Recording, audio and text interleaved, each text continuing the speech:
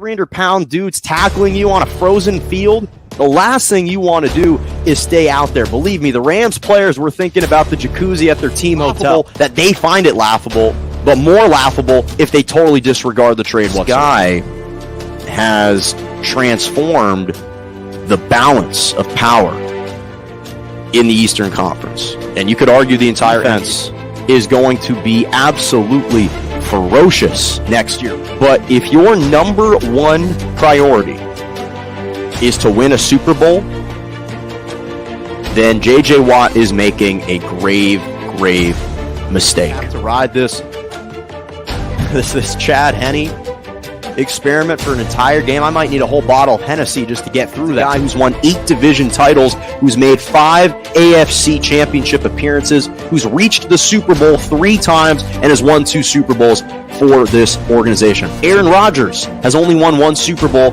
with Green Bay. Drew Brees has only won 1 Super Bowl with New Orleans. There's only 13 quarterbacks in NFL history that have won multiple Super Bowls, and Big Ben is one of those individuals.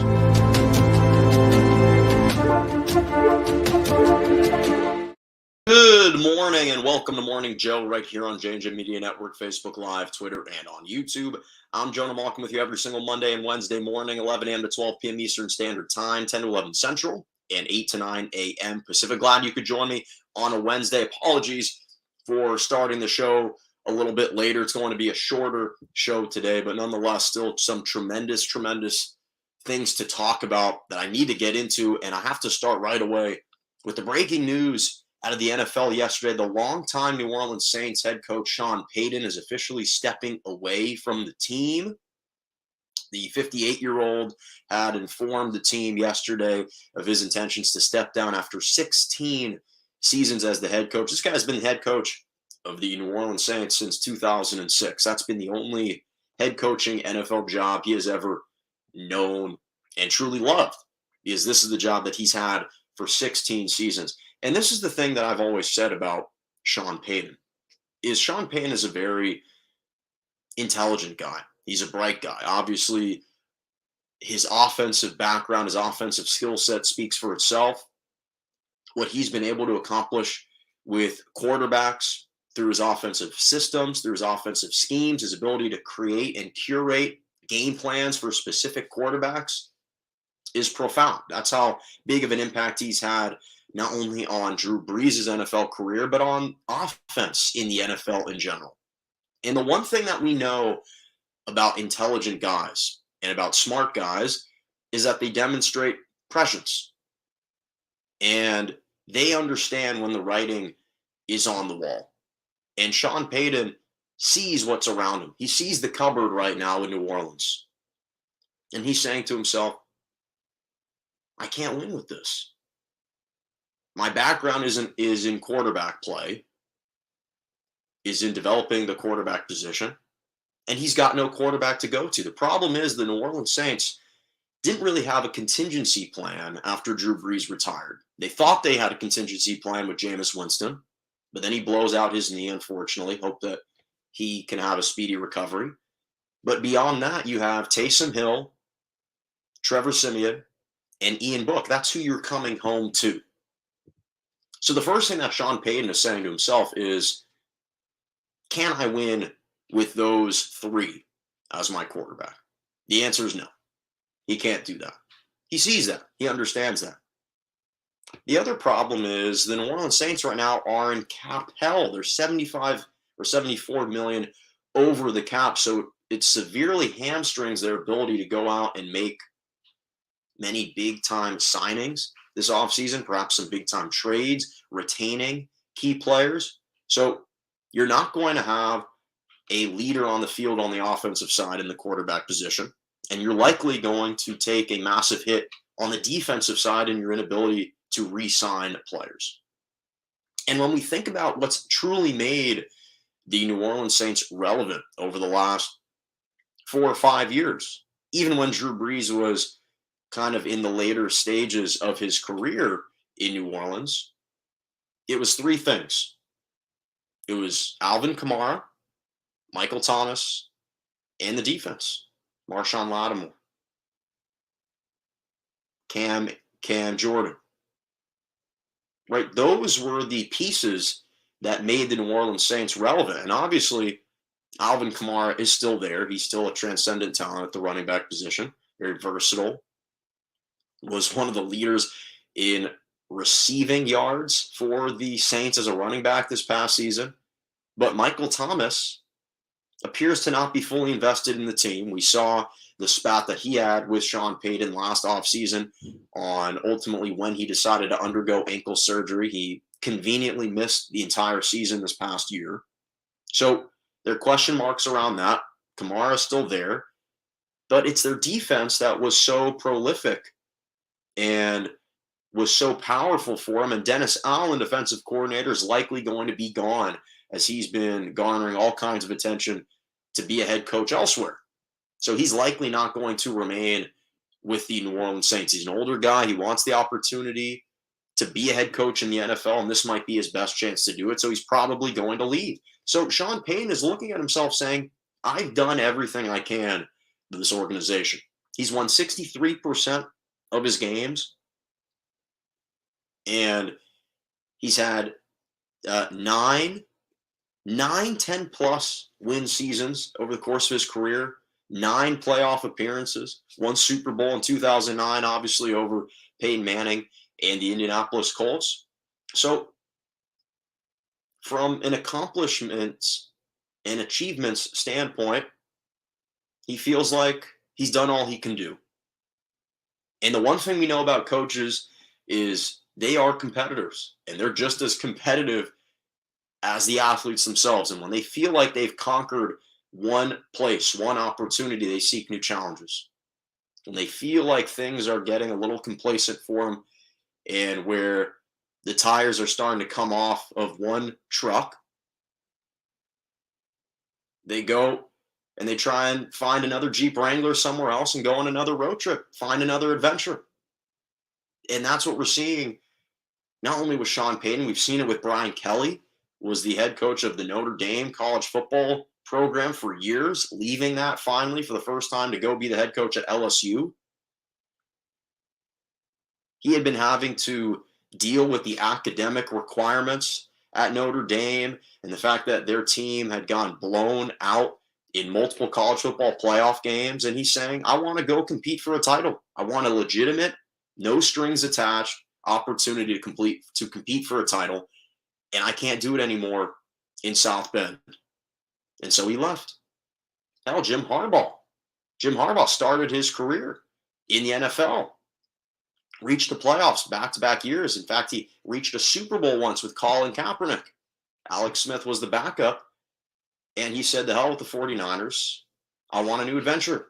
Leaves and goes for Michigan, the college job. And now, obviously, we're seeing him fluctuate. He finally accomplished the one thing that he hadn't been able to do through the first 4 or 5 years of his career at Michigan, which is he beat Ohio State, and he was able to reach a college football playoff. And now he's starting to contemplate going back to the NFL to take the head coaching job of the Raiders if it's offered to him.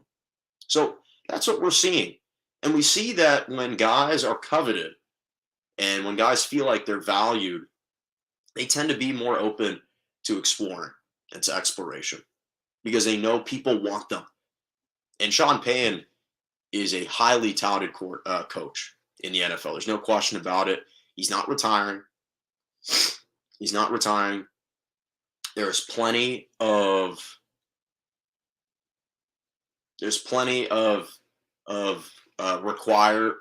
requests for him to be a head coach. There's plenty of interest in him as a head coach. So that's not going to dissipate anytime soon. Obviously, the Cowboys are the prominent name that comes to mind. In fact, there apparently was a deal in place back in 2019 to potentially acquire him. Didn't happen. But the bottom line is that could be on the play now. That could be on at play now. But I think that when you think about Sean Payton, this really isn't surprising at all. This really isn't surprising at all. He's done everything he can in New Orleans, wants a new challenge. Simple as that. So, I want to transition to the NBA for a second. So obviously there's been rampant speculation about James Harden and his satisfaction level or lack thereof with the Brooklyn Nets, especially as of recently. Several reports have come out about his frustration level growing. And obviously, it was reported that the Philadelphia 76ers are trying to wait till the summer to potentially acquire James Harden, reunite Daryl Morey and James Harden together with the Philadelphia 76ers, which is a very, very viable plan. That could very much happen. And recently, especially earlier this week, there were reports saying that James Harden was growing frustrated with not only the lack of health, unfortunately, with all the injuries piling up, but also the inconsistencies with regard to the rotations and with COVID and with other miscellaneous things going on within the organization. And he says that he and the organization are growing frustrated. And I'll say this, I haven't always defended James Harden, especially since he's arrived in New York. Pardon. Because I felt like once he arrived to the Brooklyn Nets, he came out of shape, wasn't necessarily prepared to play. And I think that that ultimately kind of had a debilitating effect on his own play throughout the course of the season because he ended up being injured in the postseason, hurt his hamstring. And I just think that how he arrived in the manner that he arrived in Brooklyn contributed to that type of play. And obviously this year we've seen that he hasn't looked like the superstar James Harden that we've grown to know and really appreciate, but playing more like an all-star because he has been playing like an all-star. And mind you, these comments are coming on the heels of a loss to the Los Angeles Lakers yesterday in which James Harden dropped a 30-point triple-double, which has been a bit of an anomaly for him this season. And so when you look at James Harden now, this year, he's still averaging 23 points, 10 rebounds, 8 rebounds, and 10 assists. But his efficiency has obviously dropped significantly. He's averaging 41% from the floor, rounded up to 42% from the floor, 34% from the three-point line. And the field goal percentage is his second lowest field goal percentage of his career. Only his rookie year did he shoot a lower field goal percentage. His three-point percentage is the lowest of his career. And so, obviously, the efficiency with which he's scoring isn't the same. He's not getting as many whistles. He's not being awarded as many fouls. And even with all of that being true, I'm going to defend James Harden here.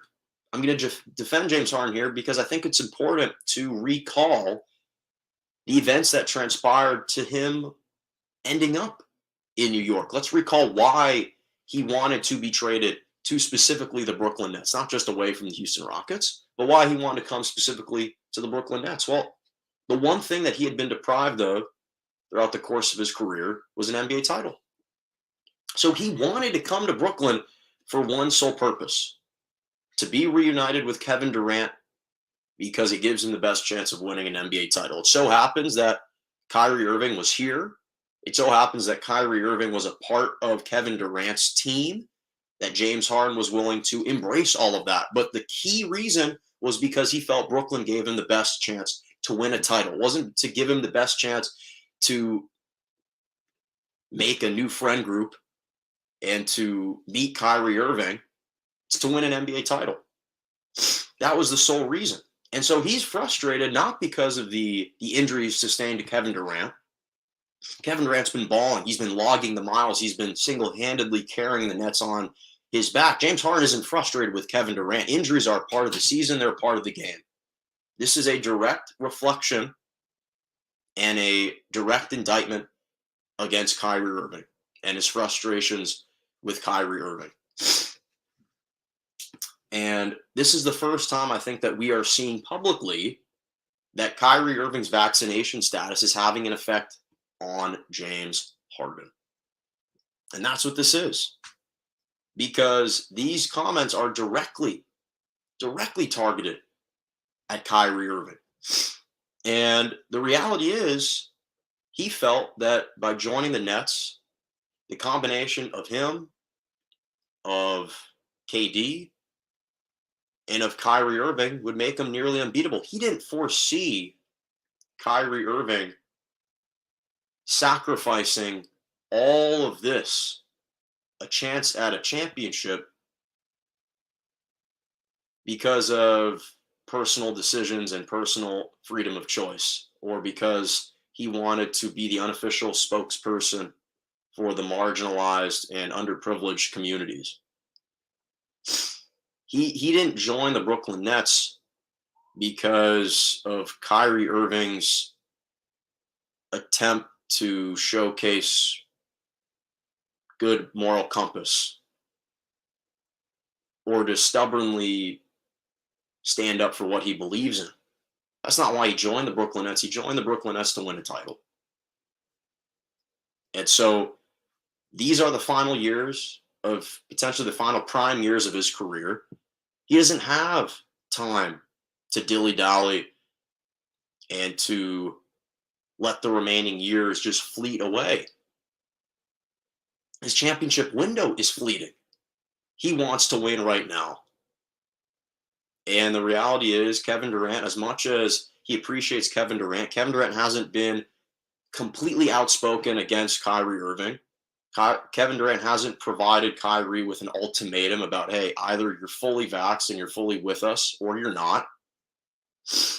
And I think that is the real thorn that is sticking in James Harden's side right now, that he is unable to get over at the moment. That's what's really frustrating. And again, whether or not you think, and whether or not I think James Harden has lived up to his own billing since he arrived, especially this year, and whether or not we think he should be scrutinized for his play, purely his play on the basketball court this year, that's a fair conversation to be had. But I defend him because he feels like Kyrie Irving is jeopardizing his chances at winning. And he doesn't feel like he is receiving complete buy-in from Kyrie and the whole team on one common goal, which is to win a title. And so given how pervasive COVID is, given these circumstances, I understand. I understand why he feels that way, and why he perhaps is going additional lengths to get that message across. So I understand his frustration.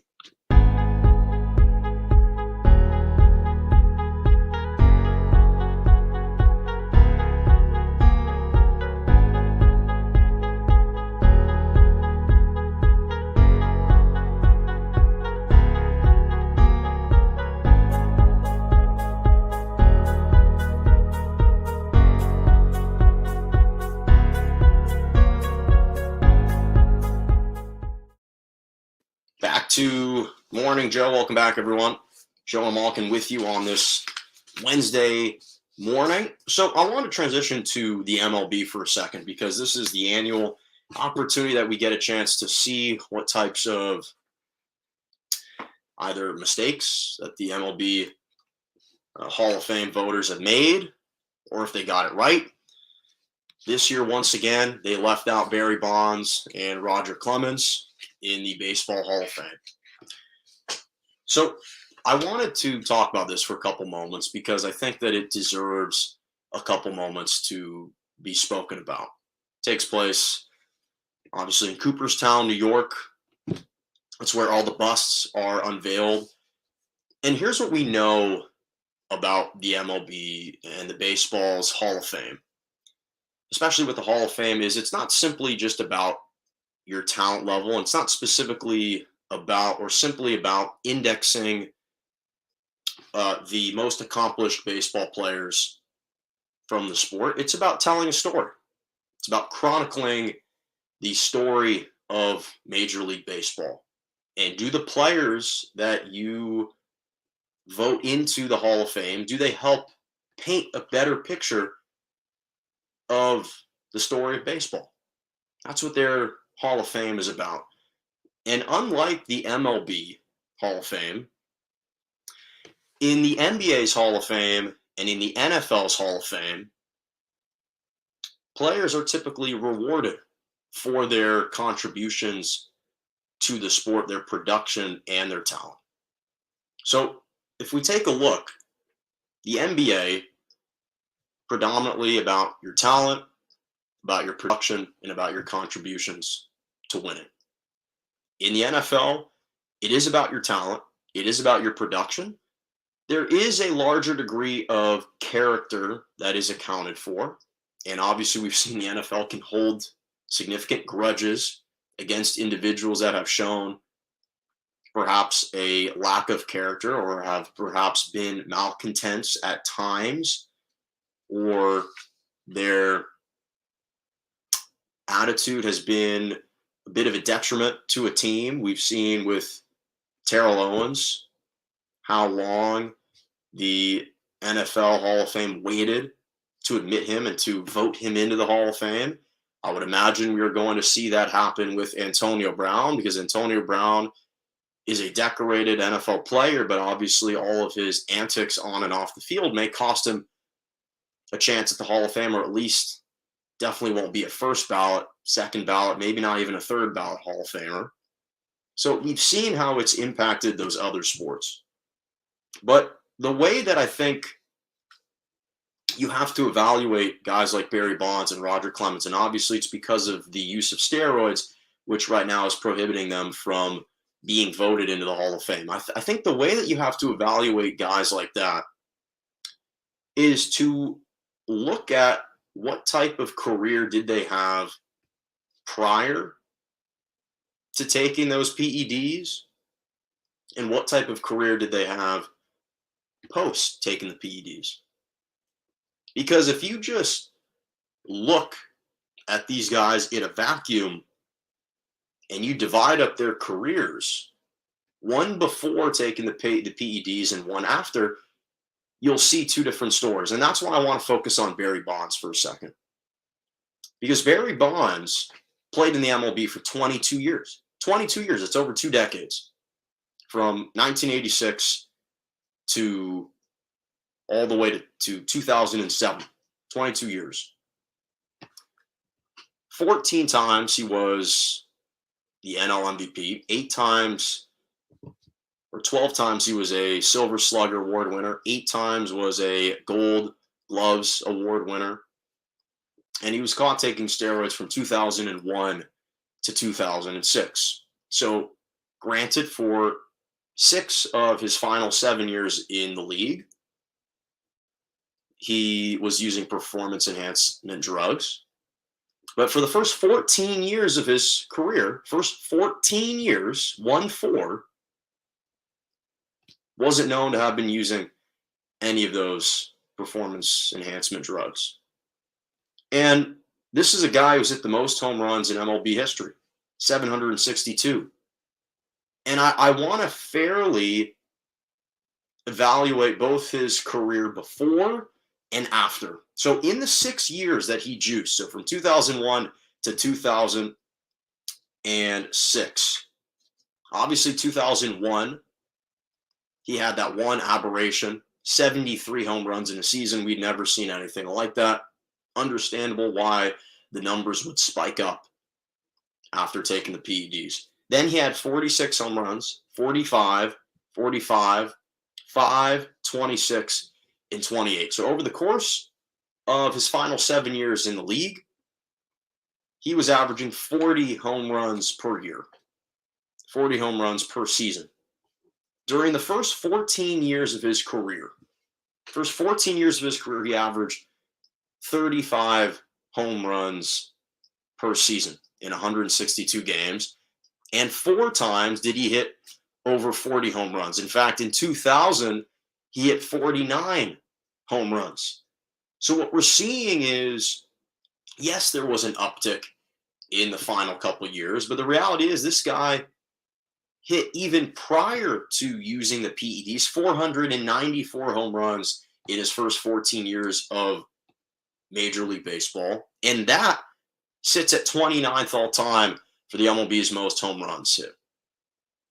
So for me, you look at just the stats, and he dominated the sport even before he was using PEDs. So To me, this is simply about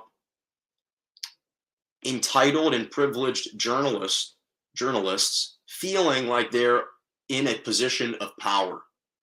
And the fact that they feel that it is their duty to tarnish this man's legacy simply out of personal pride and simply because they question a guy's moral character off the field for less than half of his career is pretty appalling. And I understand that they want to be punitive. I understand that they want to send a harsh message to future baseball players about the importance of playing clean and playing fair. And I recognize that. And I appreciate that. And I think that it would be valid if, in fact, the said player and the aforementioned athlete had been using those PEDs for the bulk of his career. But the reality is, if you divide his career up between before and after, even before was Hall of Fame worthy status, in my opinion.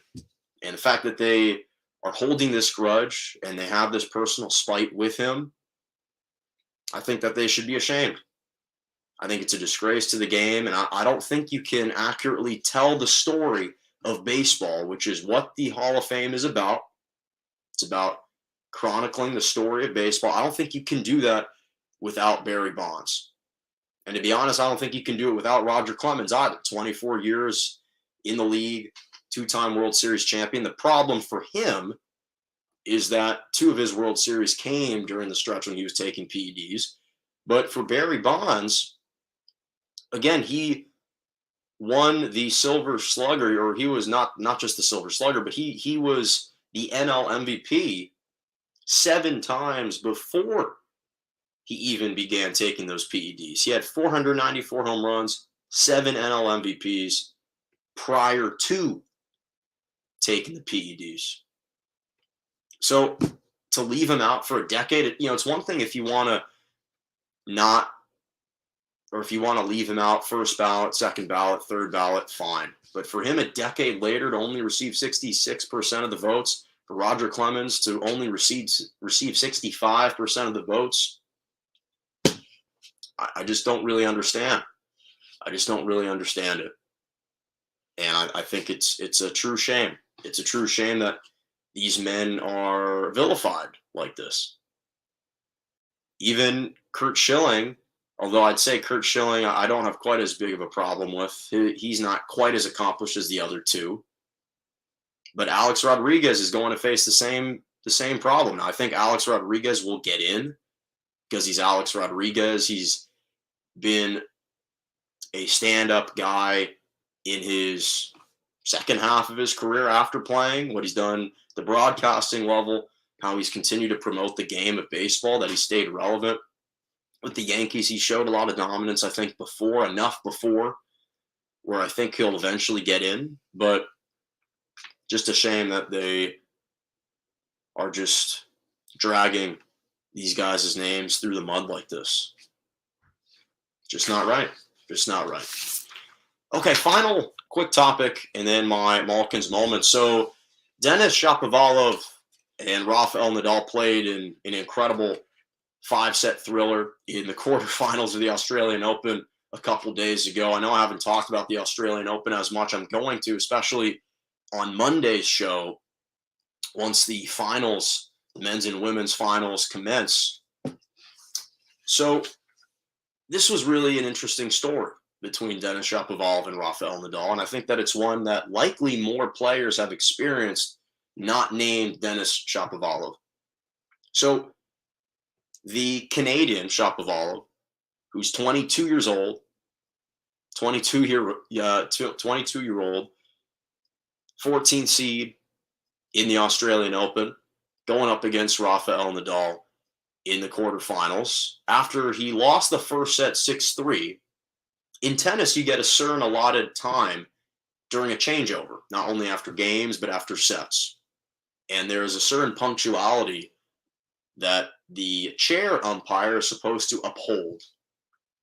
And what Denis Shapovalov was claiming was that the chair ump was allotting Rafael Nadal additional time beyond the traditional and the standard time to get back onto the court to be ready to play, to start the second set. And Shapovalov was ready to serve. Nadal was taking some additional time, and he felt like the ump was providing preferential treatment to Rafael Nadal, giving him a little bit more time to get back on to, not the field, sorry, the court. Pardon. I've been watching the NFL playoffs, so keep thinking about the field at the top of my head. On the court. And he kind of jokingly in disgust turned around and said that he thought the chair ump is corrupt as he was walking back to serve to start the second set. So here's the thing for Denis Shapovalov. The thing he has to understand, and I'm sure he understands it, which is why he said what he said. He's not wrong. Star athletes are awarded preferential treatment. You're looking across the net at a guy in Rafael Nadal who's won 20 Grand Slams, who's won the Australian Open before in 2009, who's won 2 Grand Slams at Wimbledon, who's won the US Open 4 times, who's won the French Open 13 times. There's a statue, for crying out loud, that was sculpted to commemorate Rafael Nadal outside of the French Open, or outside of one of their main stadiums. That's who's on the other side. That's the accomplishments. Now, again, is it fair? Is it right? No. And I couldn't see from the vantage point on the television set whether or not Nadal was taking excessive time. Does it surprise me? No, because if you look at Rafael Nadal's service routine, for crying out loud, the guy scratches his wedgie, puts his fingers through his ears, fixes his shirt before every single serve that he does. It's one of the things that I love the most about him, how anal he is on his serve.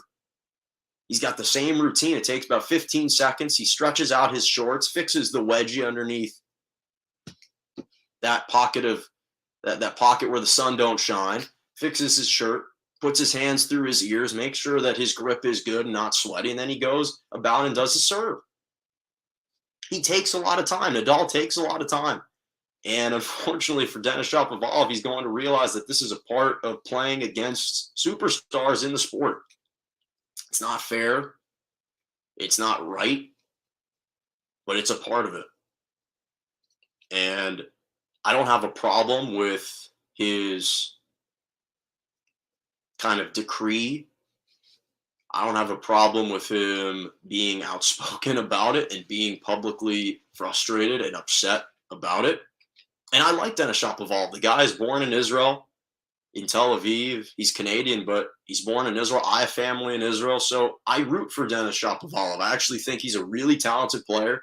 He's an up-and-coming guy. He's only 22 years old, and Nadal is one of his idols. They're both one of the few left-handers on the pro tour.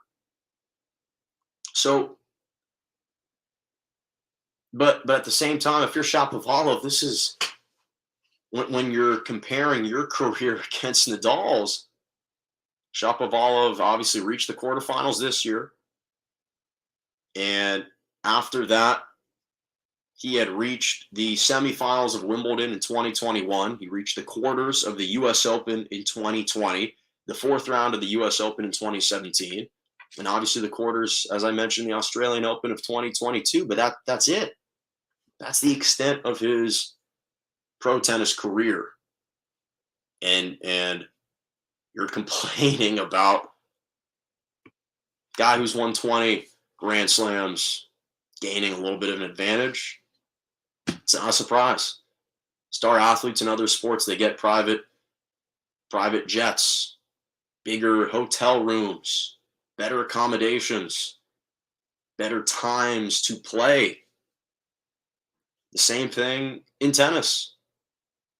So understand that he's upset and frustrated with the loss, and it was a tremendous match. Nadal won the first 2 sets. Shapovalov won the 3rd and 4th. Went to a fifth set. Nadal won 6-3, but that's a part of it. That's a part of it, unfortunately. Okay, finally, my Malkin's moments. I have some great Malkin's moments for you. The first Malkin's moment has to go to Big Papi David Ortiz for being voted into baseball's Hall of Fame. Unlike Barry Bonds and Roger Clemens, David Ortiz got elected on his first ballot, received 78% of the votes. For David Ortiz, he was the only player out of his class to be elected into the Baseball Hall of Fame. This is a guy that has had just an illustrious career 3 times. He's won the World Series 2004, 2007, 2013, all with the Boston Red Sox. Just a dominant player for 20 years. 2 decades he's dominated the sport. 10 times he was an All-Star, 7 times Silver Slugger. And the important stretch for David Ortiz, when you think about his career, is 2004 to 2007. You talk about dominance in a sport over the course of 4 years. It doesn't get much better than that for those 4 years. He won the Silver Slugger Award and finished in the top 4 of the AL MVP conversation for all 4 of those seasons, from 04, 05, 06, and 07. Not to mention he won 2 World Series. He's come up, hit huge home runs in the postseason against the Yankees in 2007, especially. David Ortiz has been, he's left an indelible mark on the sport, and I'm glad that he was elected into the Hall of Fame. You think about his character, his charisma, and the exuberance and the lively spirit that he played with. It was just almost contagious because it permeated throughout the entire locker room. Everyone loves David Ortiz. He's just kind of a big, friendly star athlete who's willing to be your boy. And he had just a tremendous career, 541 home runs. He hit 38 home runs in his final MLB season in 2016 at the age of 40. It's incredible. Just huge personality, extreme likability, and congratulations to David Ortiz on a spectacular career and capping it off in Cooperstown. Congratulations. A couple other Malkin's moments. So the LA Clippers last night, I wasn't expecting this to make my Malkin's moments. They took on the Washington Wizards. They trailed by as many as 35 points, and they came back to stun the Wizards on the road in the district's capital. Down 35. They're down 66-31 with a minute left at the half, and they come back to rally 35 down to knock off the Wizards. This was the NBA's largest comeback in a game since 2009. In fact, it tied the second largest NBA comeback in the play-by-play era, so since 1996 to 1997.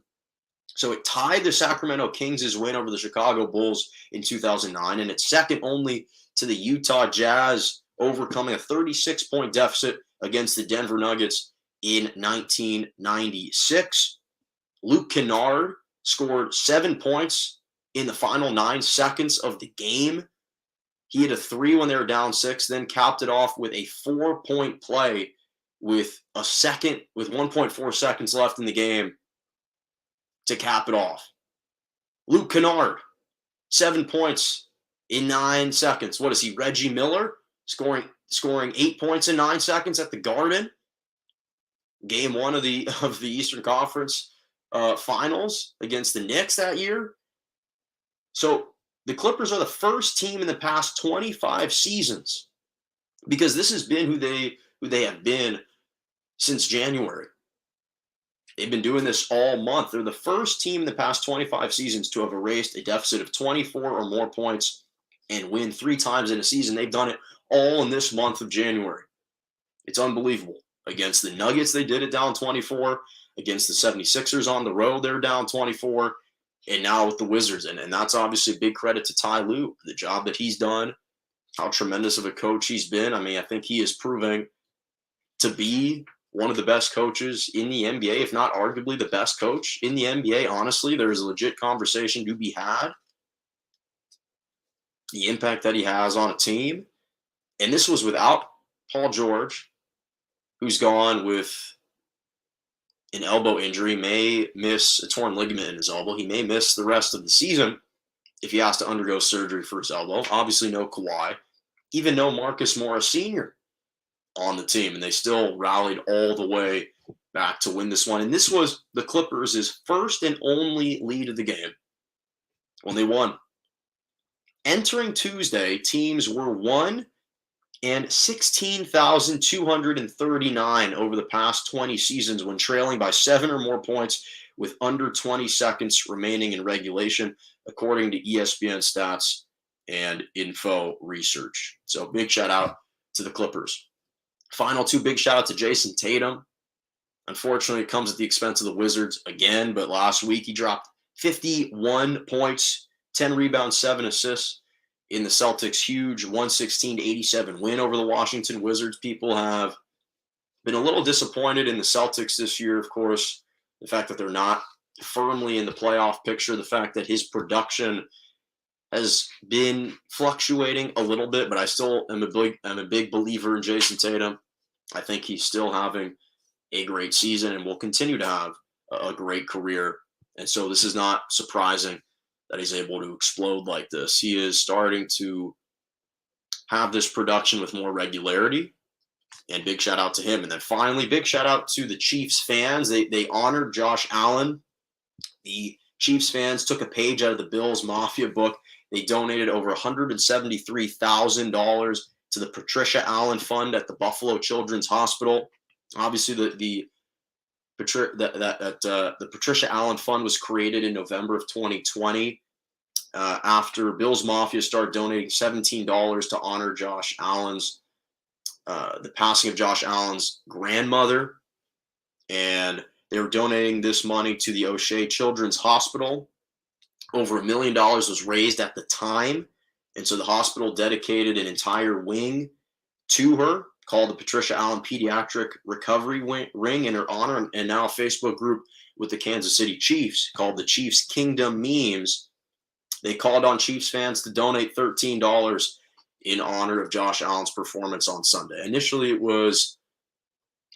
they were donating $13 on behalf of Mahomes and his number, but they also donated $13 on behalf of Josh Allen's performance, and I think that's a very classy move. That's all the time that I got for today. Thank you so much for joining me right here on Morning Joe every single Monday and Wednesday morning, 11 a.m. to 12 p.m. Eastern Standard Time, 10 to 11 Central, and 8 to 9 a.m. Pacific. Make sure to subscribe to my YouTube page, Morning Joe, J-O with Jonah Malkin. Follow me on Twitter, Jonah Malkin, or at morning_Joe_, Instagram, JMalk97, and TikTok, Jonah Malkin. Thank you so much. Enjoy the rest of your morning.